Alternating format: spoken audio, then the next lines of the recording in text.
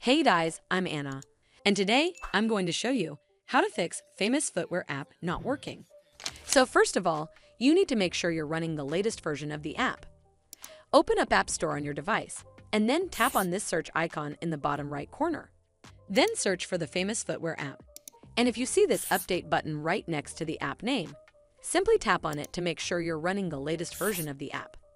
But if you still encounter this issue, then you need to clear App Cache. Go to your device settings and then scroll all the way down to General and tap on it. Then tap on iPhone Storage. From here, search for the Famous Footwear app and then tap on it. Once you're on this screen, you need to tap on Offload App. Tap again to confirm. It'll take a bit for processing, and then a Reinstall button will show up. Simply tap on it to reinstall the app. This should fix the issue, but if it doesn't, then you need to completely reinstall the app. Follow the on-screen instructions to navigate all the way to the app page.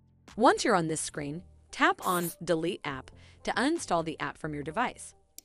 Once uninstalled, you need to open up App Store and then search for the Famous Footwear app right over here in the search bar, and then click on this Get button to install it back on your device.